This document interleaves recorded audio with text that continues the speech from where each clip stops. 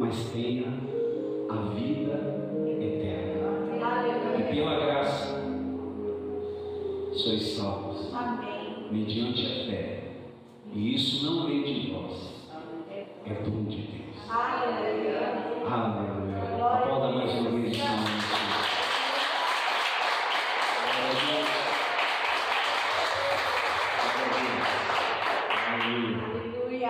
Glória a Deus. Graça e paz, igreja vencedora. Amém. Igreja lavada, comprada, remida pelo poder precioso do sangue da nova e da eterna aliança. Pode sentar na presença de Deus.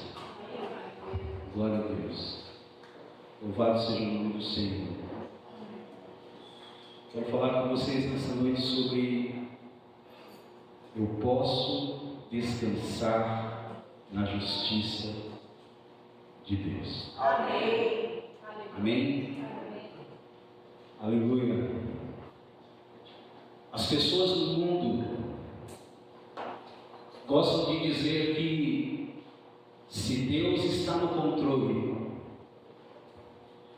então Ele não tem conseguido fazer um bom trabalho, pois o mundo está uma bagunça, eles dizem.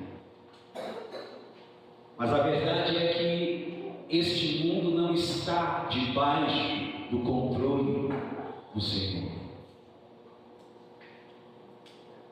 Se eu e você quisermos ver como é um mundo governado por Deus, então nós precisamos ir para o céu. Quando Deus governa, nós andamos em ruas de ouro. A verdade é que quando Deus criou o homem, Deus deu a este homem domínio sobre toda a criação. O salmista, no Salmo 115, no verso 16, ele diz, nosso irmão projeta aqui, eu vou falando, os céus são os céus do Senhor. Diga isso. Os céus são os céus do Senhor. Mas a terra deu-a Ele aos filhos dos homens. Os céus são os céus do Senhor, mas a terra deu a Ele aos filhos dos homens. Deus não é como alguns que dão e depois pegam de volta, porque não estão contentes com as coisas, como as coisas estão sendo cuidadas. Deus não é assim. Ele deu a Adão o domínio sobre a terra. Então é o homem que está no controle deste mundo. Quantos entenderam isso?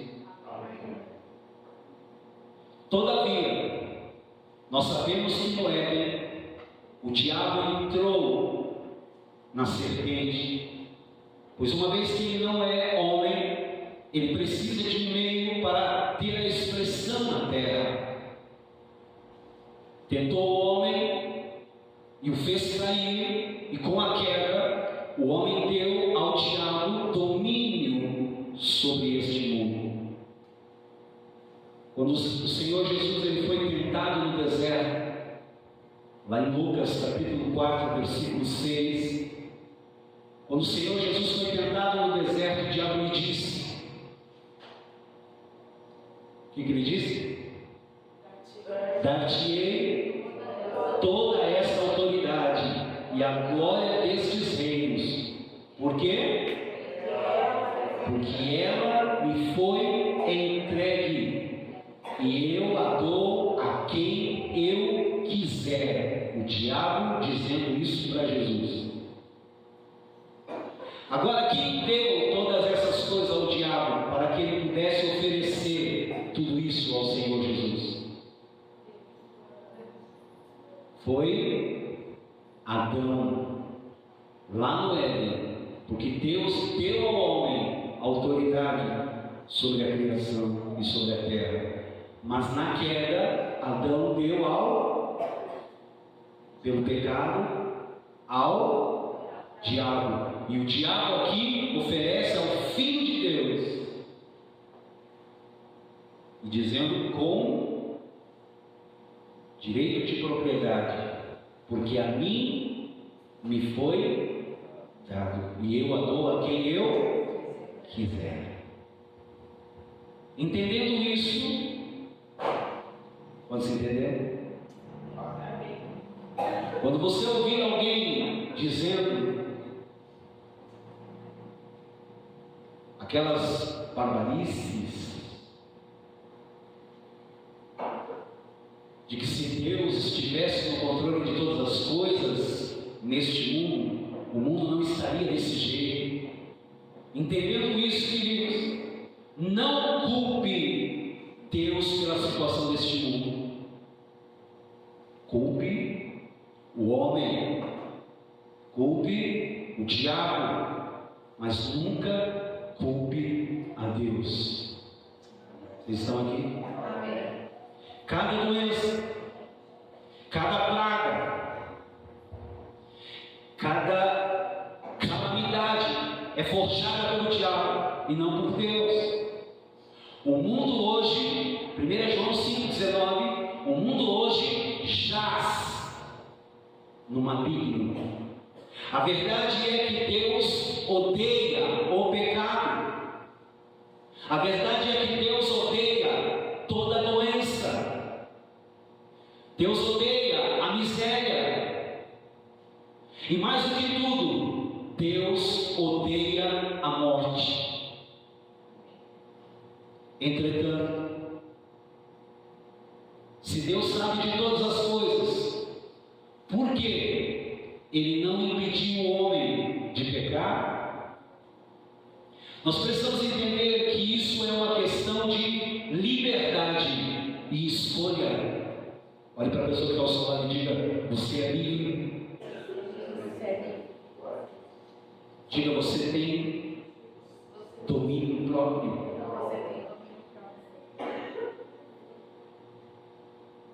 O homem, ele não foi criado para ser um robô. Deus não tirou a autoridade do homem porque ele entregou o domínio a Satanás. Essa é a realidade deste mundo. Os homens possuem liberdade de escolha. Deus não vai impedi-los de fazer suas próprias escolhas. Lembre-se, porém, que você é livre para escolher o que fazer. Amém? Mas não é livre para escolher as consequências de suas escolhas. Você pode escolher colocar a mão no fogo, mas você não é livre de escolher não se queimar. Pode escolher o pecado, mas não pode escolher as consequências do pecado. O homem pecou e por isso a morte entrou no mundo.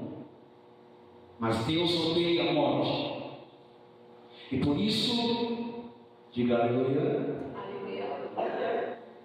Diga aleluia. Aleluia. Por isso, Deus enviou o seu Filho Jesus, para que todo aquele que nele crê não pereça, mas tenha a vida eterna. Ele andou por toda parte, curando todos os oprimidos do diabo. Atos 10:38. E ele disse que quem o visse estava vendo o Pai, e andou sempre curando os enfermos, expulsando os demônios, abraçando as crianças, ressuscitando os mortos, multiplicando pães e peixes, levantando as pessoas, purificando os leprosos, perdoando os pecadores. Amém. Esta é a natureza do nosso Deus. Amém. O nosso Deus, ouça isso e glorifique. O nosso Deus é bom. E bondade e misericórdia, diz o Salmo 23, versículo 6. Bondade e misericórdia certamente nos seguirão todos os dias das nossas vidas e habitaremos para sempre na presença de Deus, na casa de Deus. Aleluia. O homem pecou. Diga isso, o homem pecou. Olhe para a pessoa que está ao seu lado e diga assim para ela: o homem pecou. Mas Deus não o abandonou. Ele enviou seu filho. E Jesus morreu na cruz pelos nossos pecados, para que o homem não precisasse tentar em seus esforços religiosos alcançar novamente o Pai. Vocês estão aqui? Amém. Se você está tentando fazer o seu melhor para alcançar a Deus, isso significa que você está negando que é um pecador. Você está dizendo com as suas próprias ações que você possui bondade o suficiente para agradar a Deus. Eu sei que você deve ser menor do que a maioria das pessoas, mas o padrão, ouça isso, o padrão para entrar no céu é o Senhor Jesus. Amém. Não basta ser melhor do que outras pessoas, não basta ser melhor do que outros pecadores, é preciso ser tão bom quanto Deus para entrar no céu. Ficou difícil? Então me acompanhe até o final. Diante de um padrão tão alto de exigência, não é difícil entender que precisamos de um Salvador. Amém. Diga: eu preciso de um Salvador. Se alguém é lançado ao mar, não adianta motivá-lo dizendo: nade.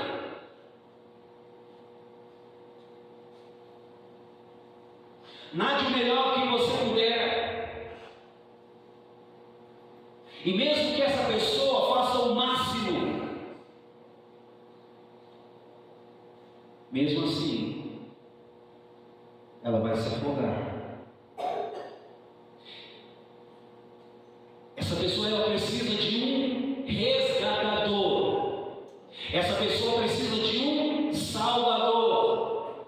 Não adianta mandar um livro de lições para ensiná-lo a nadar, e nem resolveria simplesmente mandar uma boia. É preciso vir alguém de helicóptero que desça até este homem, abrace-o e o puxe para cima. Foi exatamente isso que Cristo fez por cada um de nós.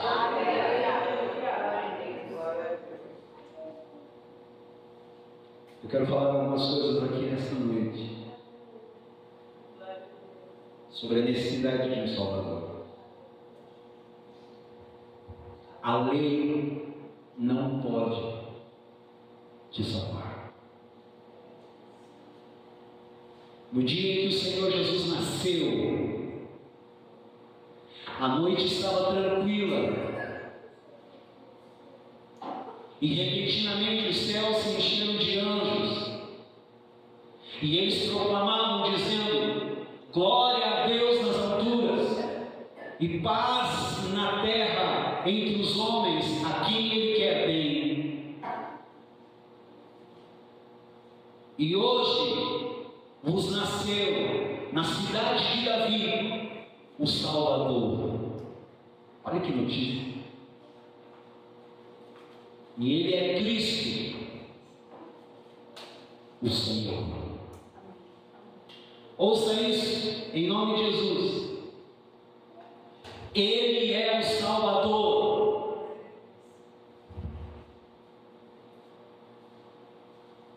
Jesus, Ele é o nosso Salvador.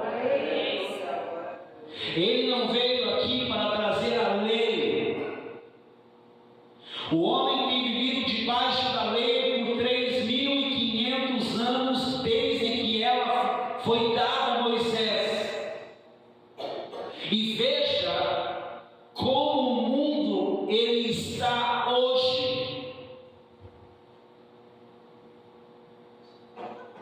Cheio de imoralidades e cheio de pecados de todos os tipos. Obviamente, a lei não é a solução. A moralidade não pode te salvar. A lei foi dada para ser um espelho, diz o apóstolo Paulo. E esse espelho mostra a nossa imagem verdadeira. É como uma câmera de alta resolução, 8K, que mostra todos os defeitos e detalhes. Vocês estão aqui? Se a imagem é feia, a culpa não é do espelho. Não amaldiçoamos o espelho, nem o quebramos em pedaços, porque a culpa não é do espelho. O fato é que pela lei tem o conhecimento do pecado, diz o apóstolo Paulo. Não somos transformados porque contemplamos a lei, nós somos transformados quando nós contemplamos o Senhor.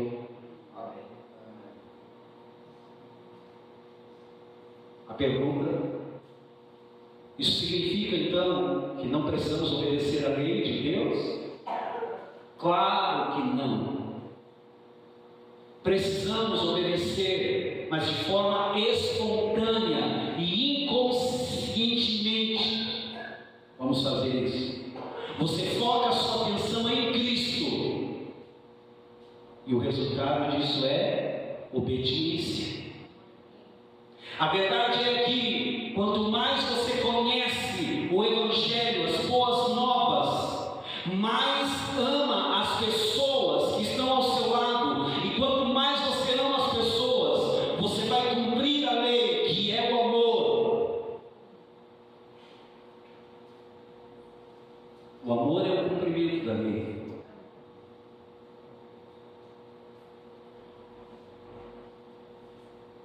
Nós ainda precisamos da lei para viver em sociedade.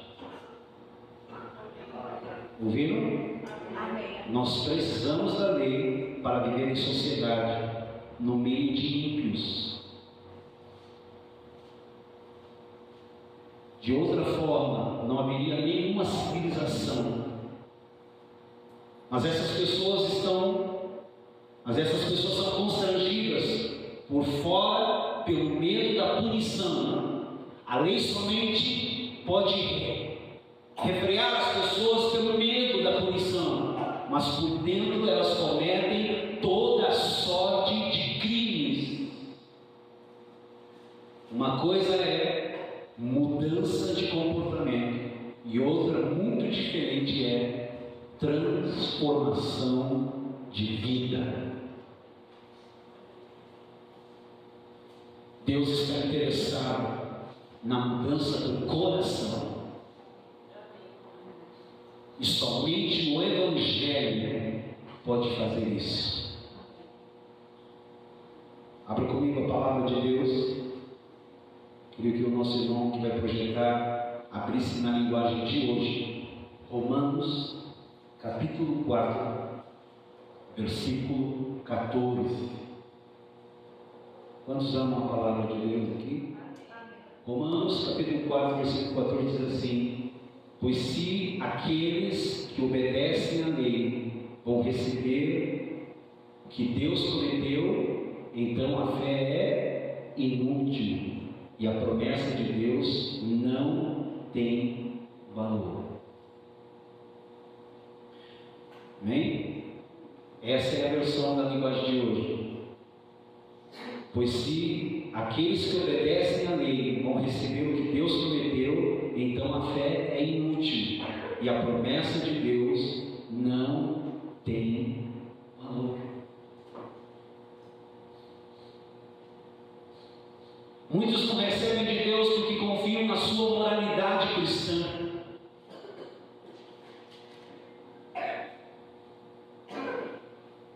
Você vai muito bem até o dia em que fica doente. Ao mesmo tempo, alguém imoral fica doente, mas recebe a cura, uma prostituta, por exemplo. E você não consegue entender. Mas a verdade é que aquela prostituta imoral, ela não tinha nada em que confiar, senão unicamente na graça, no favor que não merecemos de Deus. Mas você ainda confia na sua moralidade, na sua bondade. O que você precisa de Deus? Porque você está vivendo pela lei do merecimento e não pela lei da graça. Ouça, cada vez, me disse o quê?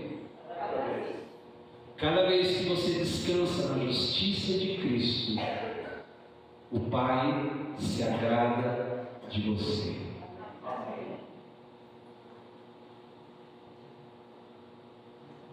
Porque você não está tentando alcançar por si mesmo aquilo que Cristo já conquistou.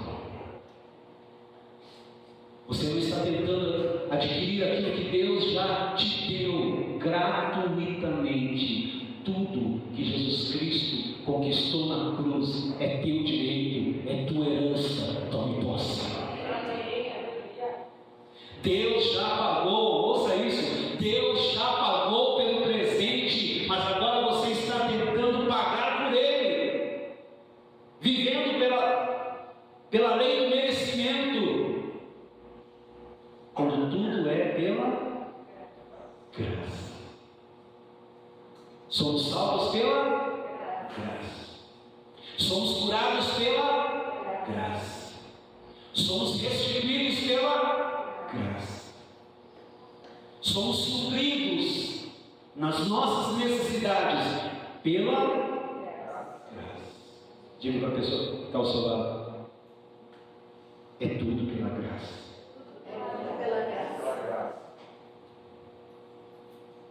E quando eu não estou fazendo isso? Quando que eu não estou fazendo isso?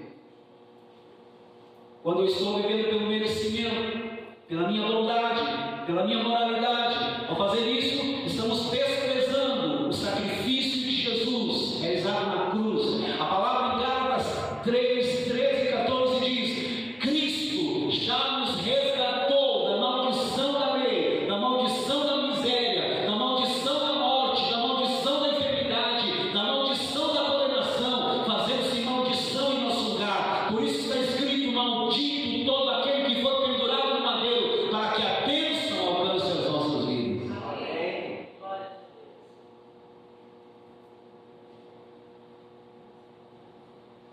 A coisa mais humilde que eu e você podemos fazer é reconhecer. Isso é simples. Tudo procede dele. Amém? Amém. O ar que respiramos, a razão de estarmos aqui, de acordarmos nessa manhã, de termos uma mesa abençoada, uma panela abençoada, um fogão abençoado, uma geladeira abençoada, uma despensa abençoada, de termos saúde para trabalharmos, procede dele.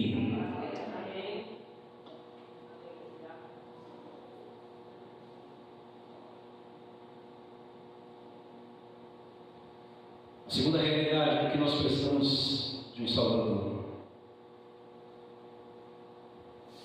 Porque precisamos de um Salvador, busque a justiça de Deus sempre.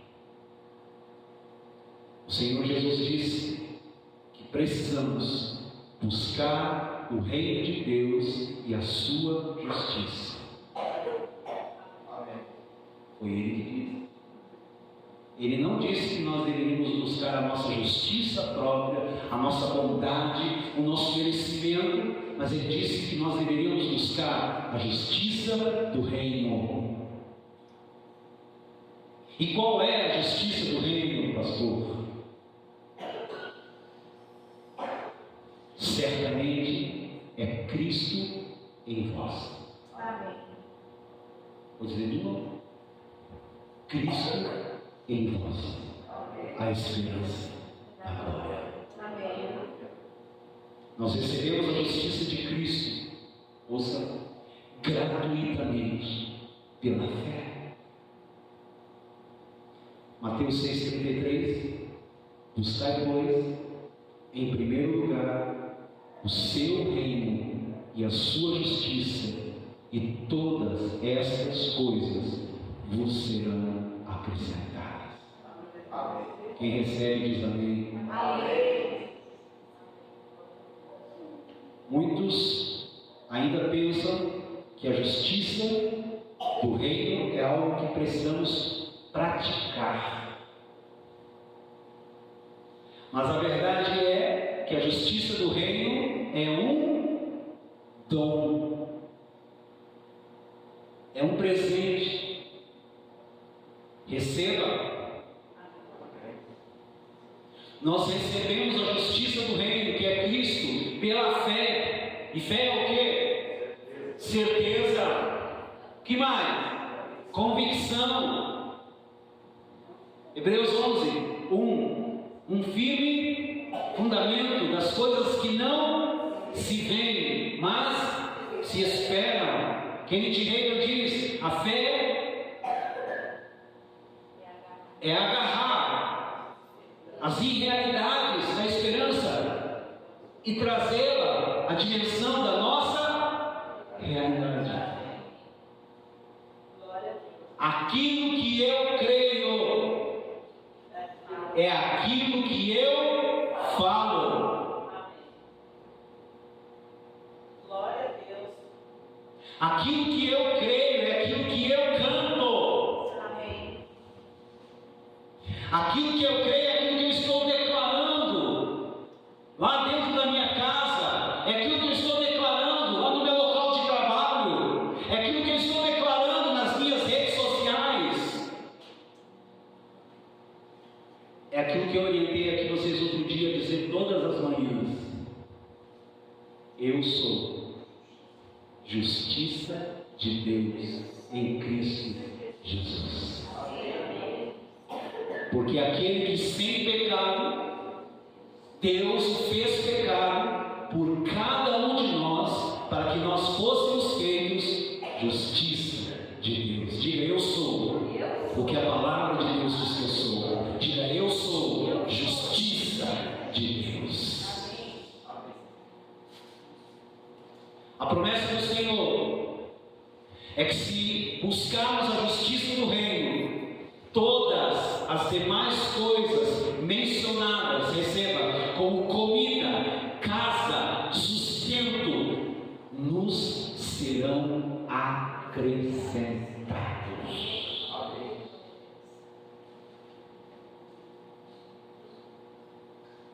O problema é que nunca sentimos que alcançamos o padrão da justiça do reino. Esse é o problema. Então, frequentemente nos sentimos ansiosos e pensamos que não seremos supridos porque não somos justos o suficiente. Mas eu tenho uma boa nova nessa noite. Querem receber? Amém. Querem ouvir? Amém. Eu tenho uma boa notícia para dar. A grande boa nova, a boa notícia é que a justiça do reino não é nossa.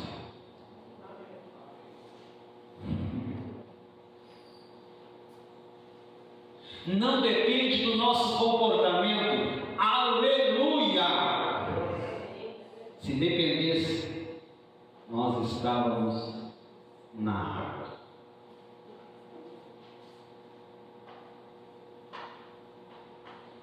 Glorifique, por favor. Eu estou dizendo. É dom de Deus. E dom nos fala de presente. É um presente de Deus. Nós somos, aleluia, participantes da justiça de Cristo em seu reino. Ouça o que eu vou dizer. Na verdade, Paulo disse isso, eu quero só repetir para você aqui. E você já ouviu isso. Romanos 14:17. Paulo disse que o reino de Deus é justiça. Paulo disse que o reino de Deus é paz. Amém. Paulo disse que o reino de Deus é alegria no Espírito. Aleluia.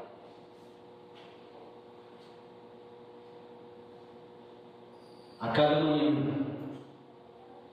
você não precisa exercitar fé, confessando a palavra a respeito do seu carro, a respeito do seu emprego, casa e todas as suas necessidades. O que você precisa é exercer fé para crer que já recebeu a justiça do reino. Por isso, todas as coisas, diga amém para isso, lhe serão acrescentadas. Você precisa exercitar fé diariamente para crer, para acreditar na justiça, porque olhando para você mesmo, você perece. Lembram de Pedro? Andando sobre as águas, olhando para Jesus, caminhou, tirou os olhos de Jesus, afundou. Socorre-me, Senhor. Aí ele vem e levanta Pedro e diz: Pedro, aqui, olhe para mim, caminhe olhando para mim. E ele volta para o barco, andando sobre as águas. Glória a Deus. Quantos creem nisso? Amém. A sua justiça é uma questão de fé e não de vista. Creia que a sua justiça é Cristo e todas as coisas lhe serão acrescentadas. Terceiro e último ponto: coma e beba de Cristo como sua justiça. Abra comigo Jeremias 23, versículo 4. Nosso irmão vai projetar aqui. Ouça, olhe para mim, depois nós vamos ler o texto juntos. No livro do profeta Jeremias, o Senhor diz que levantará pastores que alimentarão suas ovelhas de tal forma que elas nunca temerão, que elas nunca ficarão em pânico, e nenhuma delas se perderá. Amém. Vamos ler? Vamos ler juntos? Eu lhes darei líderes que cuidarão deles, não ficarão mais com medo, nem apavorados, e nenhum deles se perderá. Eu, o Senhor, estou falando. Amém.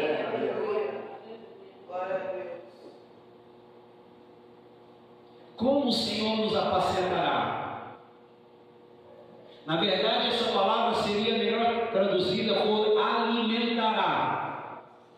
O Senhor fará isso porque Ele mesmo será a nossa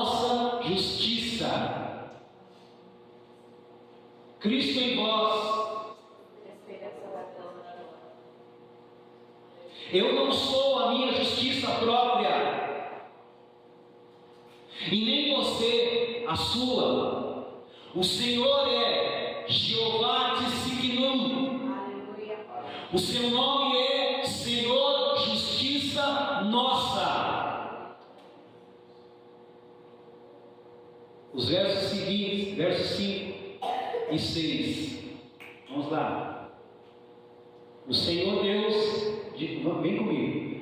O Senhor Deus diz ainda: está chegando o tempo em que farei com que Davi venha, que de Davi venha um descendente que seja um rei justo. Esse rei governará com sabedoria e fará o que é certo e honesto no país inteiro. Quando isso acontecer, o povo de Judá, o povo do louvor, ficará seguro, e o povo de Israel viverá em paz.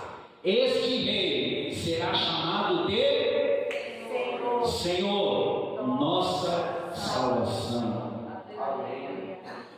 Senhor, justiça nossa. Olhem para mim.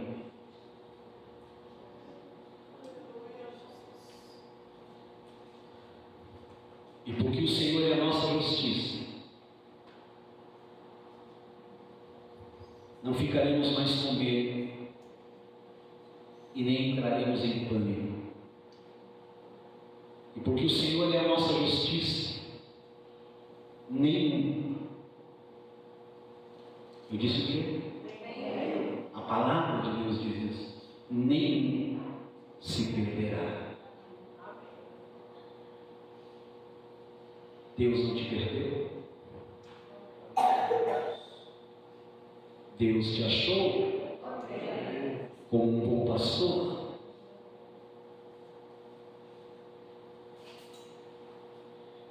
A maneira de apacentarmos hoje é levarmos o rebanho a entender a verdade no dom da justiça. Quanto mais nos alimentamos, aleluia, da verdade de Cristo. Que verdade é essa, pastor? Diga comigo então.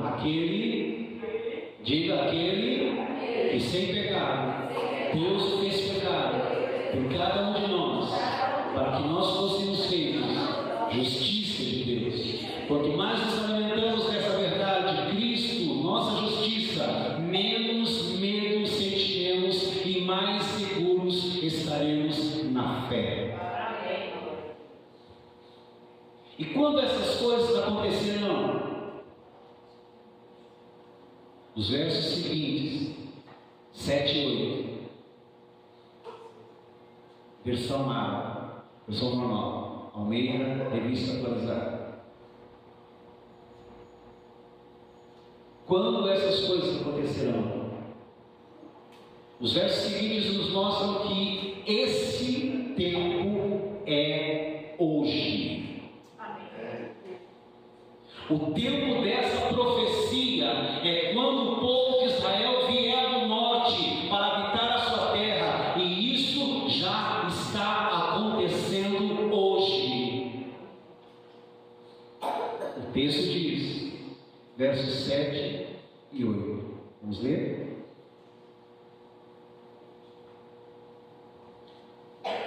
Portanto, eis que vem dias, diz o Senhor, em que nunca mais dirão: tão certo como vive o Senhor que fez subir os filhos de Israel da terra do Egito, mas tão certo como vive o Senhor que fez subir, que trouxe a descendência da casa de Israel da terra do norte e de todas as terras para onde os tinha arrojado, e habitarão na sua terra.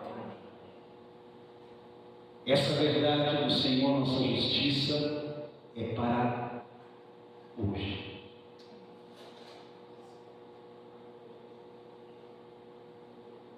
Não era para aquele tempo do Velho Testamento, mas é para hoje.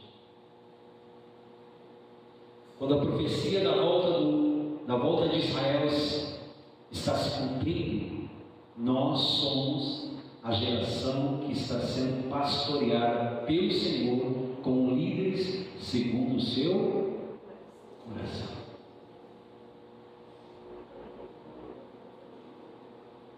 Você pode descansar na justiça de Cristo. Diga: eu posso descansar na justiça de Cristo. Diga isso agora. E todas as demais coisas, elas me serão acrescentadas. Diga: o comer, o beber e o vestir. O meu Deus, que é dono da prata, que é dono do ouro, suprirá cada uma das minhas necessidades em glórias por Cristo Jesus, porque eu sou justiça de Deus em Cristo Jesus. Quantos creem nisso? Fique de pé e aplauda a palavra de Deus.